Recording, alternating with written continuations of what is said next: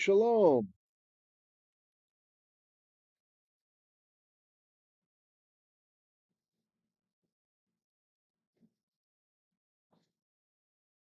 How you guys doing? Can everybody hear me okay?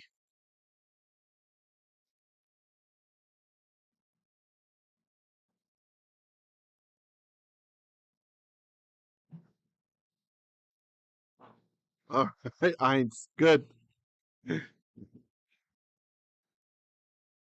Minion. All right. Shalom. So here we go. We've got the topic, a picture of the topic of today. It's going to happen today in the story. Good. Glad to hear it, Benda. Hey, Jeff. Yeah, Trump wins. Hallelujah. Woo!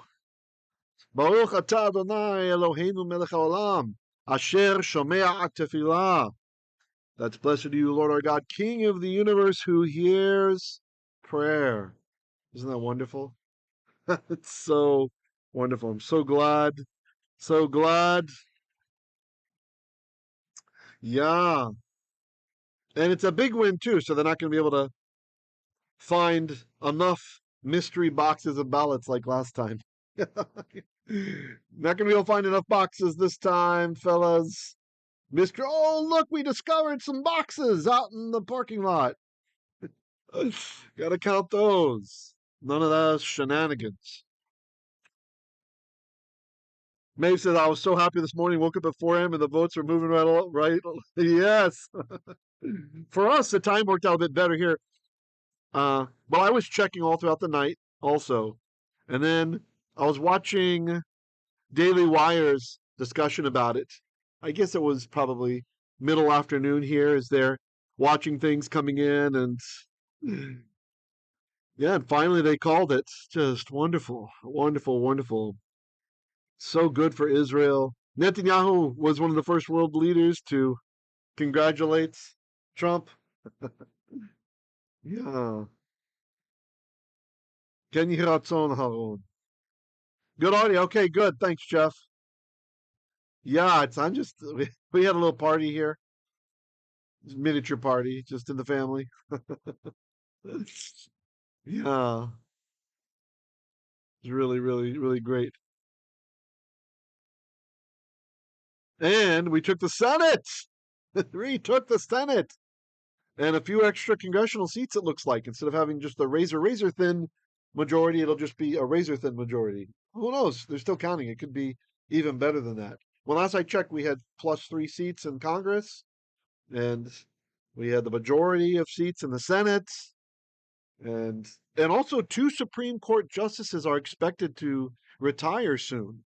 So this is a real good time to have Trump in there again. I mean, I think they're both conservatives, the ones that will. I shouldn't say conservatives. I should say constitutionalists. Like they care about the government. They don't just like pull stuff out of their gluteus maximi to invent laws as they feel like. Oh, it's good times, good times. We were ready if it went the other way to just wear sackcloth and ashes, and it was going to be. Elon Musk put it well. He said it was going to be the end of democracy in the states, basically. He doesn't mean there wouldn't be elections, but we would have become a one-party system. Because all the illegals that were coming in, a lot of them, the federal government under Biden Harris, they were sending them on aircraft to swing states. They were planting them in swing states. You understand? So that when they would be citizens, those swing states would be like California. California used to be, it could go either way, Republican or Democrat, right? But all the illegals came in, and the illegals are grateful, usually not everybody, but grateful to the Democrats, and so they vote Democrat. It's a permanently blue state now.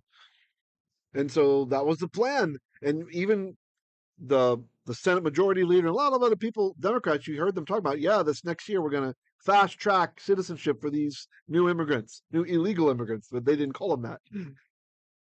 So the next thing to pray for is that there will not be a massive terrorist attack in the United States, because under Biden Harris, so many illegals have come in, you don't know where they're all from. I think the stat was they know about, is it 276 people were apprehended on the terrorist watch list. So it begs the question, who wasn't apprehended? I think there were 2 million gotaways, right? So who wasn't apprehended? So anyway, Hashem had mercy on America and mercy on Israel. It might just be for Israel's sake, who knows? And mercy on the world, really. But he didn't have mercy on the mullahs in Iran. I was remembering this. Any of you remember the singing senators? This might be, I don't know how long ago, maybe it's 2 decades ago at this point. These guys are funny. They used to, I remember they were singing one time, bomb, bomb, bomb, bomb, bomb, Iran. Bomb, bomb, bomb, bomb, bomb. I don't remember the rest of the lyrics, but kind of hilarious.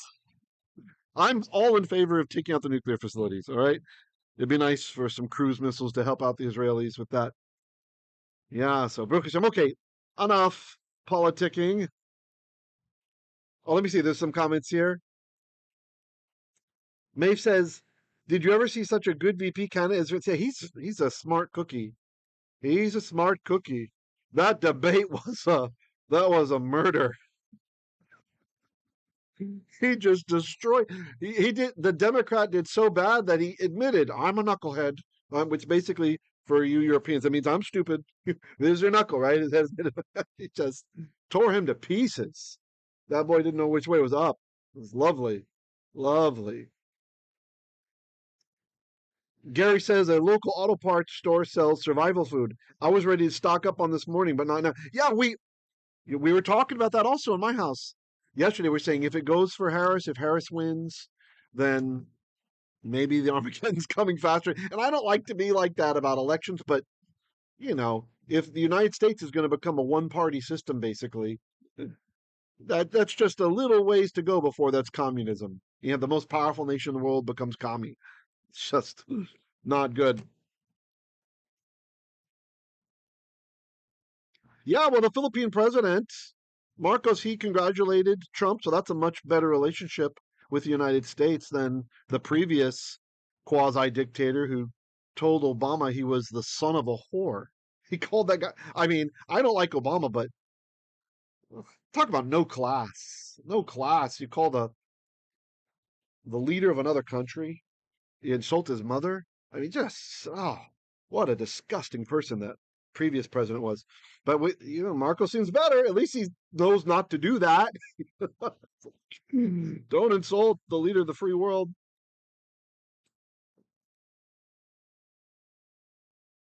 Altruistic Tourist Study says, I'm thinking things are still very complicated. Well, I have a friend in Ukraine, and he's hoping for the war to end. They were praying for Trump to get elected, so there can be some kind of negotiations already. We have to keep supporting Ukraine. Hopefully, we'll stop the Russian aggressors. But still, enough people have died, and the majority consent in Ukraine seems to be like, all right, just give up some land and be done with it.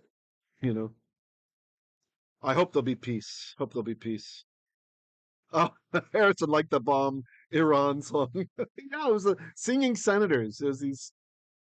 I think they were all Republicans, but there might have been a Democrat. This was back before Democrats had totally lost it and totally become evil. Right? It was a little bit before all of that. So, yeah. So let's see. Oh, my wife said, careful not to talk too much politics. Yeah, because YouTube's already handling us of it. Ew. I can't help myself. I'm just so happy. So happy. Hashem had mercy on us. Woo!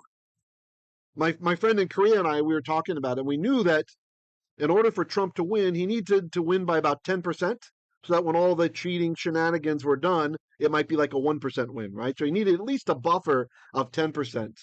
Yeah, so probably in reality, it was a landslide, probably, if we knew the real numbers.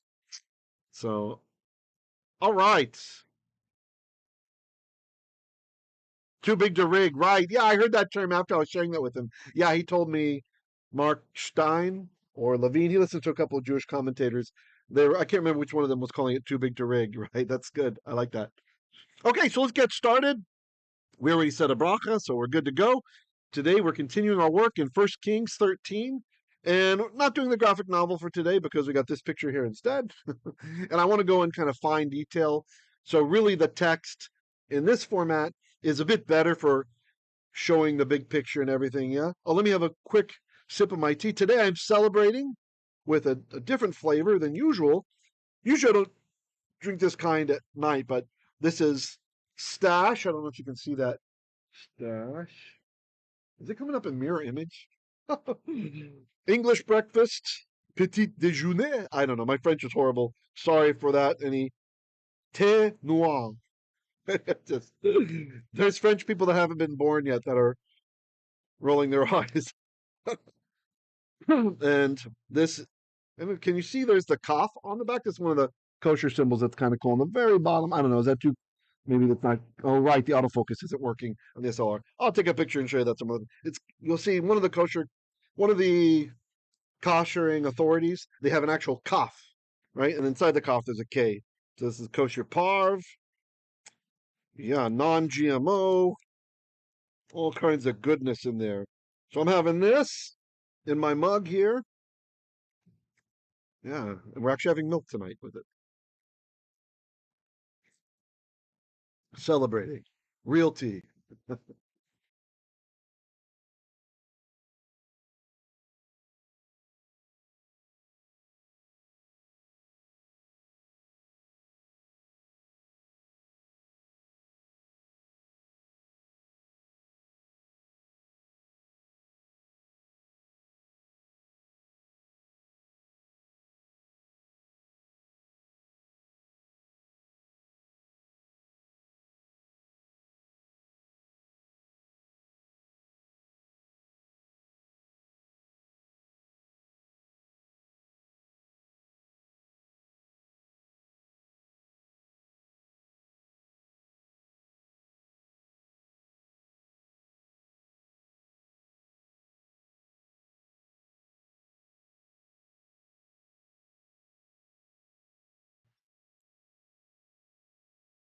Shalom. Sorry about that. Hope you didn't miss too much. Yeah, weird. No, I don't know what happened with my setup. I'm using the old Blue Yeti microphone today, and the same thing that happened with my new microphone on Shabbat just happened. No mute, nothing like that. It's just the resource no longer had the correct thing there. When I clicked on the microphone input, it no longer was showing USB port, blah, blah, blah. So yeah, thanks for telling me.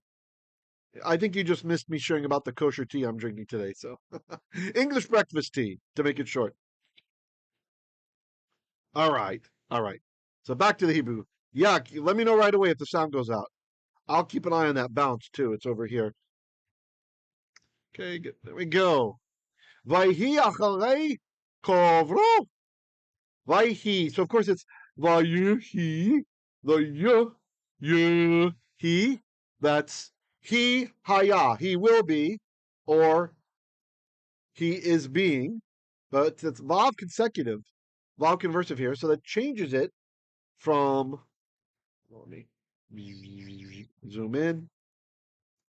That changes it from he will be imperfect to he was perfect, or it was, okay? So you'll see this oftentimes in biblical narrative, and it came to pass, right? You could, something like that. Although here's not enough time, really, so. And it was acharei kavro. Acharei, after, literally after of, yeah, we'll be hyperliteral. After of, maybe I'll write that in there too. Let's, I have the song Toxic stuck in my head for some reason. What's going on?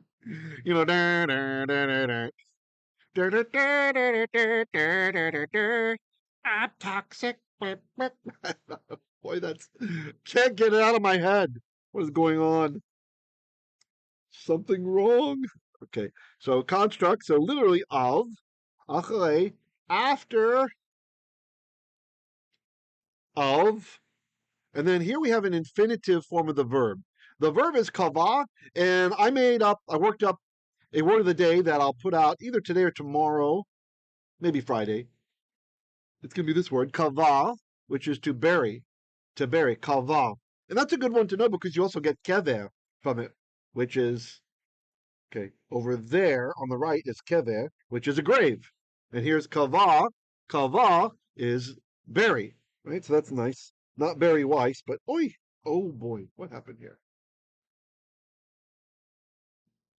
My tablet just freaked out on me a little bit, showing different screens.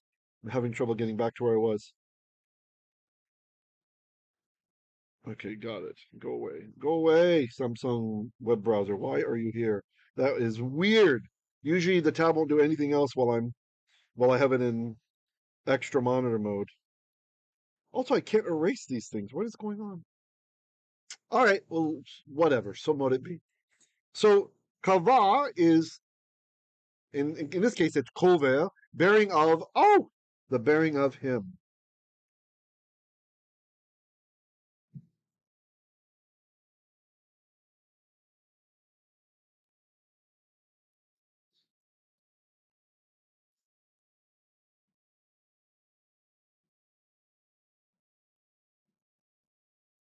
Personal gain says I think in Arabic kabar means grave.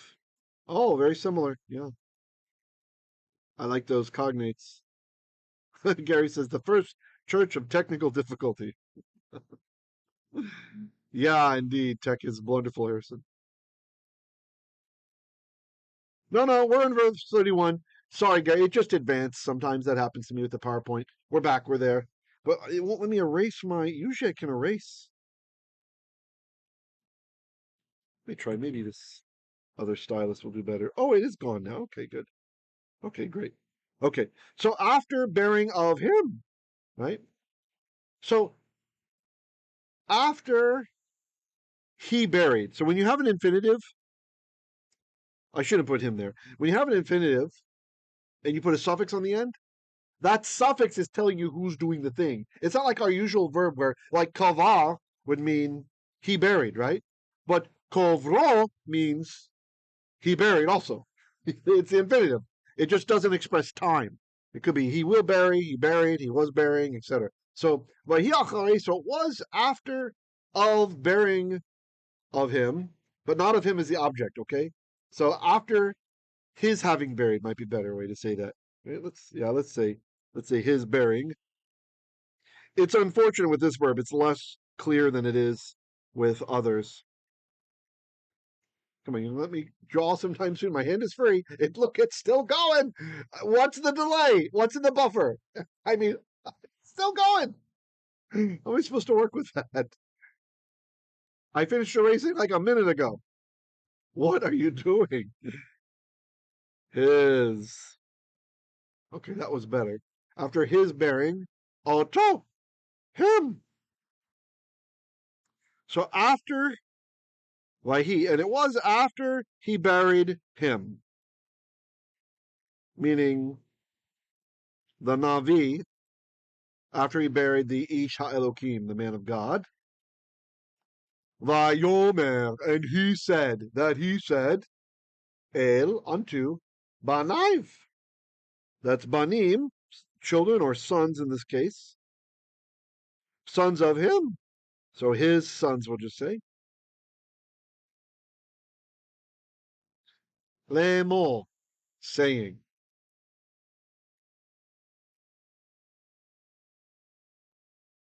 Bemoti. Bemoti. So what's happening here? Here we have the bait is our inseparable preposition. And it's attached to another infinitive.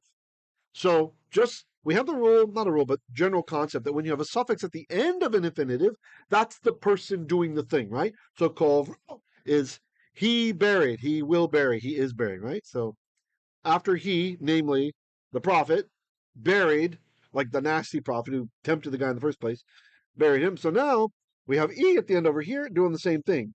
Okay.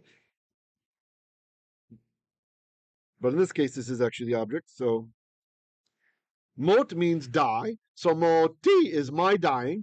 So I die. Now, when you put a bait in front of an infinitive, it like 95% of the time means when. Okay. So the bait here is going to be when.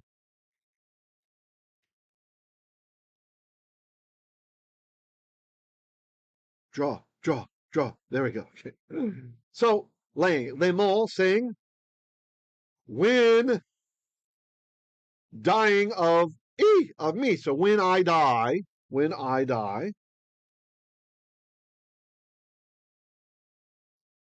I should mark both of those. I'll just say inf, okay, inf, because I don't want to wait for it to write forever. Technically, infinitive construct is what these each are. Shalom. Okay, microphone's still live. Yay. Oh, strong rains by you, Ted? It was raining pretty hard for me, too, when I came downstairs to the studio. Ukvartem. Ukvartem. Now, this is interesting how he's talking. I've shared this with you guys before, how one thing that I love so much about reading the Bible in the Hebrew is it captures the speech patterns of people, right? This guy talks a little strange, and it comes out here. It really comes out here. So, kavul, that's our verb to bury. Term, we'll put the term on. Term is for atem, you all. Get the toxic out of my head. I don't know what is going on. What is going on? So the tem reminds us of atem.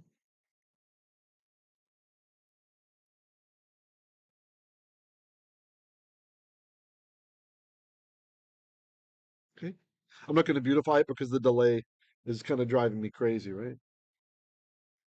So atem, ukvartem. So kvartem means you're buried. Okay. The u changes it to an imperfect. So look what he's saying. So leimor saying bemoti, when dying of me, when I die, and kavro, you will bury me, right? Or when you will bury me. I guess it's not that crazy, but don't see it like this that often. Oti, you'll bury me. That's the definite direct object with an e at the end. Me, you'll bury me. And of course, it's because bump schwa rule, right? You have a schwa under the kof.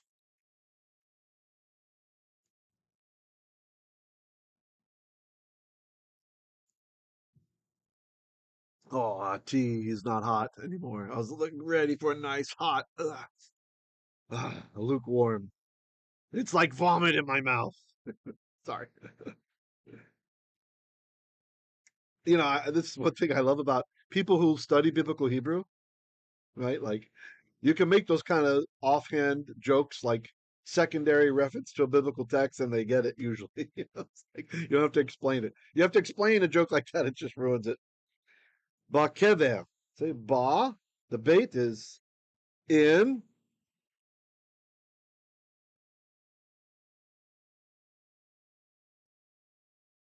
In.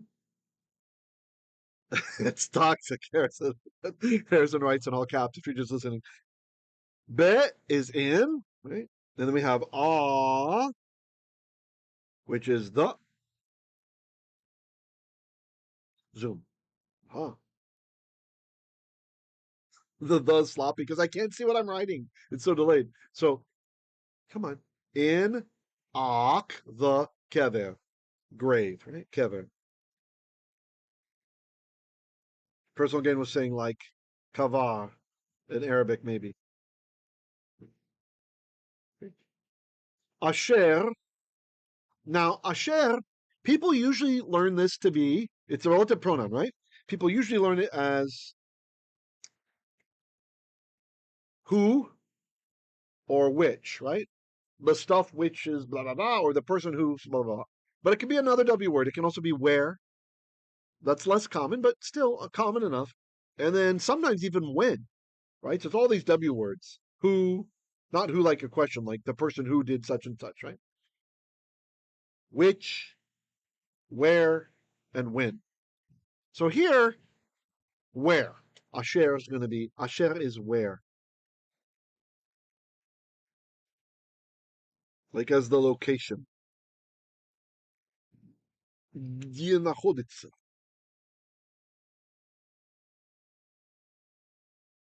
Okay. Ah, come on. Where? It's plugged in, right? Yeah, I'm plugged in. You know, if a laptop's not plugged in, sometimes they're slower.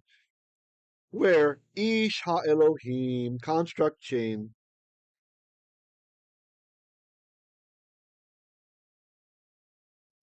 Come on, you could do it. Keep drawing. The little stylus that could. Come on. Should I speak some Latin, like for Harry Potter? Like I'm speaking the Latin and it's doing it. By the way, why is Latin magical? Who came up with that? Like the language of the Romans is magical because it's so old. Latin wasn't even around when Hebrew was first being used. All right. So the ha we know is the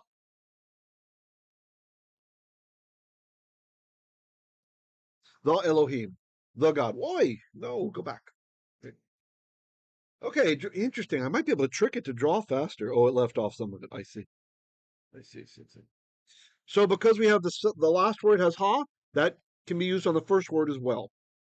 So the ish of ha, the Elohim, the man of God, the man, literally the man of the God, right? The man of God. This is something the Egyptians would do too. They would also, when speaking about whatever God they were devoted to, they'd say the God, the Netche. Kavul. Now, kavul, where are my colors? Come back, come back. Kavul is what we call a passive participle. Okay? So it's modifying it. Well, actually, the subject in this case is ish, right? So kavul means buried, like passively buried. Okay? So asher, where? Ish ha-Elohim, or ha-Elohim, the man of God is kavul, buried, is buried. Boo! Boo! The bait is in it.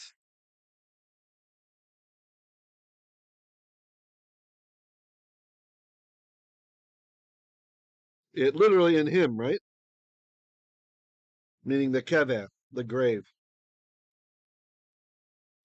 You know, I had a relative of mine yesterday who's not religious sent me this message about how great Kamala is and how terrible and evil Trump is. I'm just like, oh. So I wrote a big response and I just put it in my saved messages. I thought he's going to win anyway. What's this? We're really going to have this now, out now? Baruch Hashem, there's a time to be silent.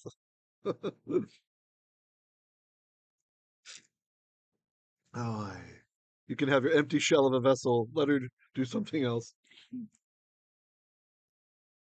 Dr. Nair says the incantations were all written in Latin. Well, I don't know. I mean, long before Latin, there's Egyptian. Egyptians were into magic, right? Every Egyptian had, most Egyptians had two names. Did you know that? They had two names. They had, and I learned this from Dr. Breyer, they had the language, they had the name that your mother gave you that nobody knew. You wouldn't tell anybody, right? Maybe your close family members, your spouse, children, right? And then you had the name that you told everybody else. Why? Because if someone tried to cast a spell on you in Egyptian language, right? We have a lot of magical texts. If someone tried to cast a spell on you, it wouldn't work if they didn't know your name, right? That's why the goddess East was so feared. She's called Isis. That's the Greek for East. That's where Isis comes from. The Greeks put it down that way because of the case endings. But East, she had the title She Who Knows All the Names. So the idea is that nobody's beyond her reach. That's how Breyer explains it. I like that. No one's beyond her reach. She knows everybody's name. Their spells are going to land. They're going to land, right? So why not like Egyptian? Like I would have found that in the whole Harry Potter thing much more believable if they're like speaking Egyptian. That's the language of magic. Latin, give me a break. Get out of here with your Latin. It's silly. Latin's so mysterious and old, except everybody can almost understand it without studying.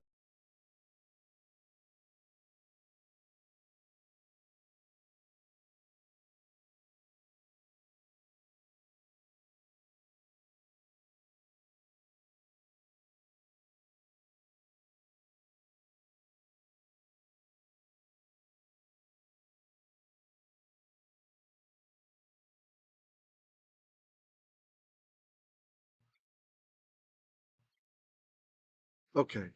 How long was I muted for? I don't know what's happening. So strange.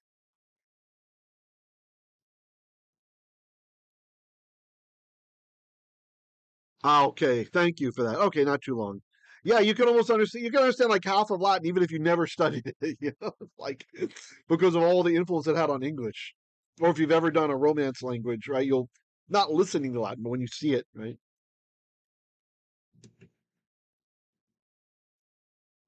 You guys ever seen The Passion of the Christ? Amazing artistic movie. Hard to watch though, right? Because of the suffering. But I like the scene where Gibson wanted to do it with no subtitles. He just wanted people to experience it, hearing the Aramaic, right? Hearing the Hebrew, hearing, and then hearing the soldiers speak to each other in Latin, right? Ooh, lots of thunders outside. Woo! If you lose me, that's what happened. I mean, that just means we lost internet or something a little later. But I remember seeing that in the theater, and I was enjoying it, because the Aramaic you can understand a lot, the way they're speaking the Aramaic, they really studied it and stuff. And when Yeshua speaks to Pontius Pilate first approaches him in Aramaic, but Yeshua answers in Latin, and Pilate's like surprised, And I think if you're just staring at the subtitles all the time, which of course I'm watching the subtitles too, but I think a lot of people didn't realize the linguistic shift right there. I noticed because I'm trying to understand the Aramaic, right? So I was like, that ain't Aramaic. And so watch it. Next time you watch it, check it out. He answers them in Latin, which is why wouldn't he know Latin? And then Pontius Pilate pulls out his wand, and Yeshua pulls out his wand. They're like, yay! They touch the wand. I'm just kidding. No, it's like, and they're like, ooh, and the light comes on, and no, and then they talk in Latin. I thought it was such a neat artistic interpretation. Yeah, Greek was okay. Greek and Aramaic. You basically had in the East, Aramaic was the lingua franca, and various shades of it, and then in the West, like starting like Egypt in that area, and also into Israel, you had Greek that was used as well because of Alexander the Great, right? Alexander didn't just conquer; he wanted to export Greek culture, so he kind of made people learn Greek, right?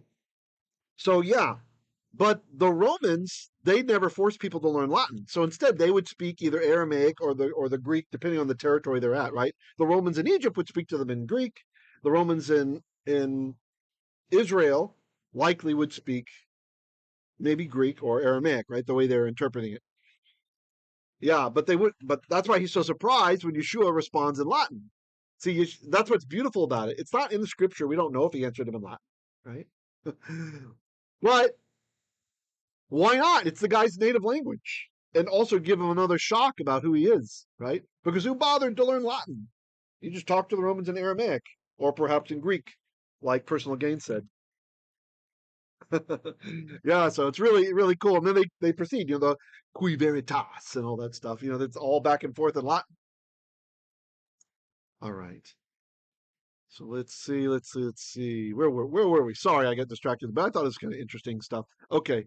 And I'm in a festive mood with the victory. Victory over the wicked. Woo! Eitzel. Eitzel. So eitzel is next to, in proximity of, right? Eitzel, atzmotaiv. Atzmotaiv. So this is the word atzem. Let me see. Can I get my drawing back? Yay. Okay. So atzem. Oh yeah, that's right. Let's see, Maeve says because amongst themselves the Romans spoke Latin, of course. And they do that in the movie, right? The soldiers speaking to each other in Latin and stuff. And I think even when they're mocking Yeshua, they might be speaking Latin. I don't remember. It's been a while since I saw it. Gary says barbarian meant someone whose language sounded like bar, bar, bar. It's funny. The Russians, in Russian language, the word for German is nimoy. Nimoy. Like Leonard Nimoy, right? Nimoy. Nimoy Nimoy in Russian means mute, like they can't talk because they couldn't speak Russian. Right? Well, they couldn't, and that probably couldn't speak Old Slavonic, and so it came from Old Slavonic into Russian. So Germans are called mutes to this day. Niemcy, the mutes. It's kind of funny. or Nyemka for a girl. She's a mute. I mean, that's not technically mute. It'd be Nimaya, but anyway, it's just kind of funny how that stuff develops. Oh, Maeve says it's Nemeth in Hungarian. Have you studied Hungarian? Get out! That is so cool. Hungarian and Finnish are like two of the most difficult languages in the world, in the universe, if you include Klingon. That is respect, Maeve. Respect. That's pretty cool. Oh, you lived in Hungary for a while. Okay. That's really neat. Really neat. Yeah, Hungarians are like amazed when someone speaks Hungarian to them, or even some phrases. Same with the Finns, right? Whoa. Well, the rabbi who wrote that cool lexicon we spoke about one time, Rabbi Dr. Klein, Kline, right? Oh, wait, no. I'm sorry. Klein. I was combining him with Klein's, a different Jewish scholar, Clines. So he wrote the now I'm having a blackout on the name of the blank. The etymological dictionary of Hebrew. That's what it is. Nice lexicon if you want a 1-volume lexicon. Kind of big to carry around, but still nice. He was from Hungary, and he spoke 40 languages, is the rumor. 40, 40. This guy, Holocaust survivor. Yeah, and so anyway, may he rest in peace. So Nemeth is mute, huh? All right, continue on. Eitzel, and the word for bone in Hebrew is atzem. Atzem. Do I have room to draw it here? I think.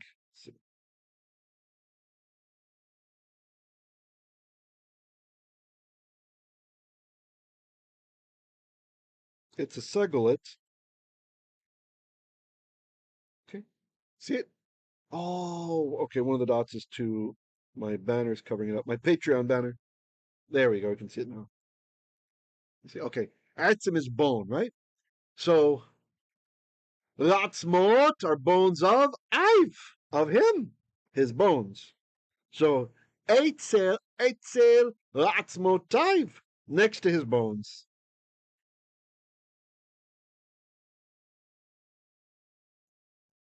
Next to his bones.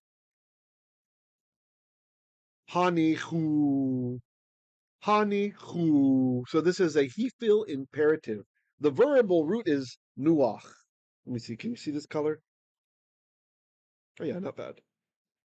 Nuach or noach, where we get noach, right? Which has to do with rest, right? Hifil is to cause to rest. So hanich u, the u means y'all. You guys should do it. Plural. Talking to his boys. So it's you, plural here. Don't confuse it with hanichu, which means they rested, right? Well, it wouldn't be exactly pointed this way, but similar, right? So hanichu is an imperative. The u at the end, like shamru, keep, versus shameru, they kept, right? Shamru. So hanichu is you all lay to rest. So eitzel atzmotaiv, hanichu. You all lay to rest next to his bones. And then what's the object? Et atzmotaiv. The atzim, the bones of me, my bones. My bones. Yes, Maeve. It's true. Maeve says Klein puts us amateur polyglots to shame. Yeah, I mean, you can't get a big head when there's a guy out there who knew 40 languages. And he wrote an etymological dictionary of English, which wasn't his native language, and etymological dictionary of Hebrew, and all, lots of other stuff he wrote too, after having survived a Nazi concentration camp. Just like amazing, amazing. So true. I wish I'd found his lexicon earlier when I was, using Gesenius. Gesenius okay, right? But Klein's it's really cool. He has a lot of the Hapax Legomemnon there. And what's cool about it is if you're interested in the phases of the language, although really, I'll show you guys the main one for the phases. We're doing like show and tell tonight. Well, if I can get it out, my light is blocking it a bit. Let's see. This monster is the main one for the phases, the various phases of of Hebrew. This is a beast. Milon Ariel Hamakif. Milon Ivri Chadash. Mikol Tekufot Halashon. It's Hebrew dictionary for all phases of the language. Those are all cycles. Like the Tikufah is a cycle of the harvest and such. But his is nice. His is nice, especially for being in English. And it's just yeah, seeking the lights there visible now, isn't it? Out of the way. All right. Okay, any comments or questions? How are we doing on time? Goodness, I did all that for one verse. I think there's been a lot of blah blah tonight. I apologize. Just in a great mood. Let me drink my lukewarm coffee. I mean tea. Personal Gain says, I have heard some rabbis skip the yod before the vav whenever they occur at the end of the word. Is that a big thing, or am I mishearing? Skip the yod after the vav. Oh, yeah, okay. So in modern Hebrew, right, in modern Hebrew, that yod, you won't pronounce it. You'll just say av. That's an influence from modern Hebrew pronunciation. That's what's happening there. So in my class, what I do is sometimes I'll use something from Ashkenaz pronunciation, or sometimes from the more traditional Sephardi pronunciation, or I'll take something from another, like more ancient pronunciation, if I feel it serves the student in remembering what we're doing, right? So the way that we read in class, it's quasi-Israeli pronunciation, okay? So the base is Israeli pronunciation, like for the modern Hebrew dialect, but then I do some changes. So if it's a name, like a person's name or a place name, I will read it in one of the ancient dialect pronunciations, okay? Or pardon me, I should say, because there are different ways to say it. So, like a tav without a dot, I'll say th, whereas Ashkenazi would say s. So it's still distinguished in Ashkenazi pronunciation, but it was different back then, right? The Yemenites still say that, so I'll do that. For the yod vav, this is some Polish Ashkenazi will pronounce the yod the way I do, the aiv. I keep that, even though you're right, in Israeli Hebrew, they won't say it. They'll just say av. So that's what you're hearing. When you hear other rabbis reading it, they're saying av, because I want my auditory learners to hear that aiv, right? So, and it is one of the ways to pronounce it. We do have an Ashkenazi pronunciation that pronounces the yod vav. Yeah, I've even been criticized for that. Sometimes I'll have people leaving comments, like blaming me for it. Why are you pronouncing the yod? Nobody uses Ashkenazi. Blah, blah, blah. I think it's useful, right? It's useful. You can learn to read the stuff however you like. You can use an ancient pronunciation if you like. By the way, I'm glad you brought it up, personal gain. You can, whatever. The main goal is I want you to understand the text. And then back in the day, back in biblical times, people up north pronounce things differently than people down south pronounce different. The Ephraimites pronounce things weirdly, So even when biblical Hebrew was a living language, you still had the different tribes saying things differently, and within a tribe, different people said different things differently. You can see it, people getting their heads lopped off because they couldn't say shibboleth, right? So you can read it how you like. I use that one particular Polish Ashkenazi pronunciation for aiv, for pronouncing that kind of pseudo diphthong of a yod there, so that you know there's a yod there. I find that useful. Good question. Yeah, it's nice attention to detail. You notice we do that. Yeah, sure. Nope, you weren't mishearing. You heard correctly. It's an adverb. Okay, so let's see what our next verse is. Not too bad. Maybe I'll speed through it a bit. I might not draw as much because I did take some time on the blah blah. Verse 32. Can you see that? Okay, good. Ki hayah, pardon me, ki hayo yihyeh, or ki hayo yihyeh. Okay, so this is an infinitive absolute. Notice I don't have the blue box around it like the infinitives on the previous verse. In the previous verse we had kavro, infinitive, but it's construct. And here we had במותי, when I die, sorry, get the falsettos right, infinitive construct. But down here, this is an infinitive absolute. This kind of infinitive, you take the same verb that you're going to conjugate, you're going to change to say who's doing it, and then if you put this in front, this infinitive absolute from that same root, the syntax usually is indeed or definitely. It's definitely going to happen. Okay?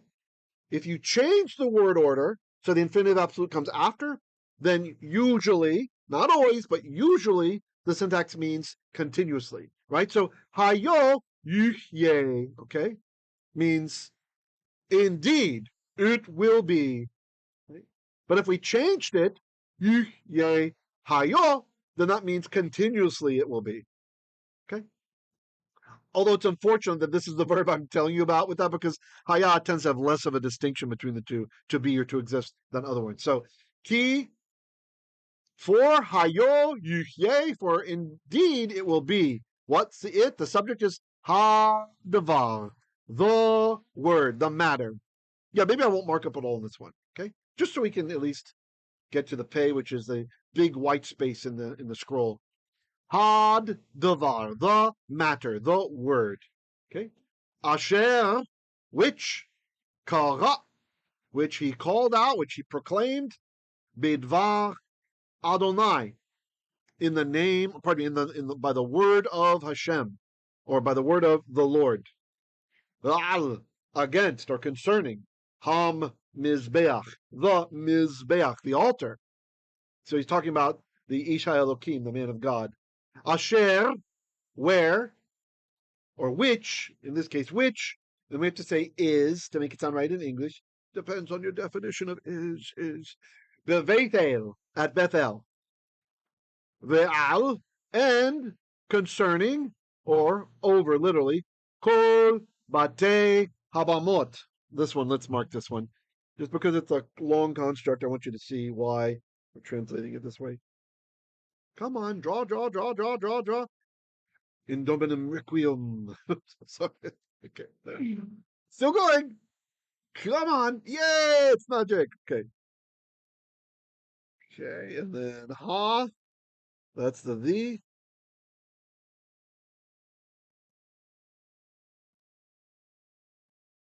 Okay.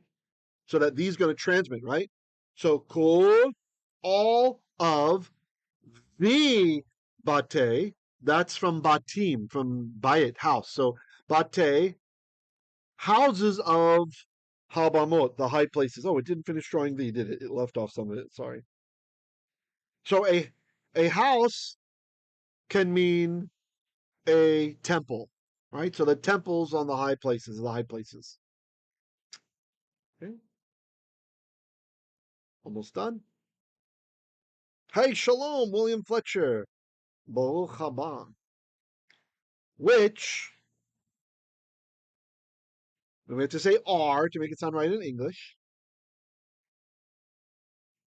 Be'arei shomron. So another construct chain there.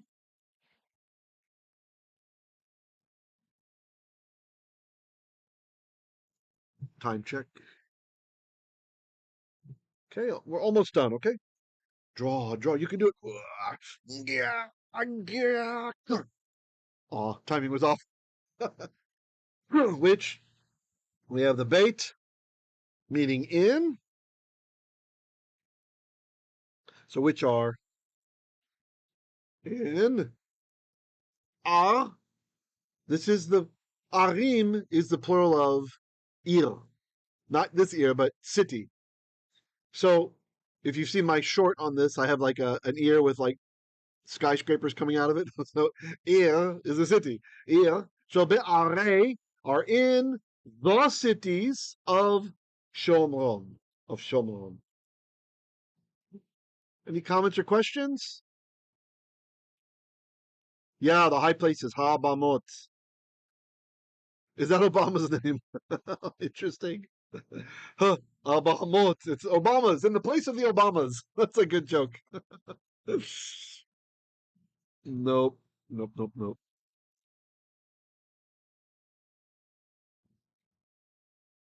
I remember when there was this female Jewish comedian who was getting all excited about Barak. And she's saying what it means in Hebrew. I'm like, all right, you learned a Hebrew word. Get out of here. There's a nice. You guys ever heard the song? Yehuda uVerushalayim, kol sason v'kol simcha, kol chatan v'kol kala. You ever heard that one? So ba'arei Yehuda. If you know that song, that can help you with this here. The ba'arei shomeron. Jeff said, leaving a few words early. Todah Rabbah, great lesson. Sure thing, Jeff. Be well. Shalom, shalom, achi. Hey, good. Altruistic Torah studies over there in Oklahoma, having a nice, cheerful wake up. Right, the news about the election. And then you got your Hebrew on. You guys have a great day. I'm so glad you all were here. And sorry if I rambled a little bit, but just in a great mood. And may your day be blessed, your evening be blessed. And I will see you guys tomorrow for our Koheleth, Ecclesiastes, which is really quite fun, I think.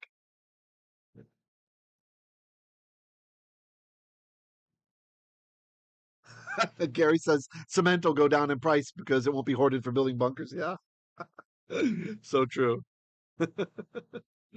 Shalom, shalom.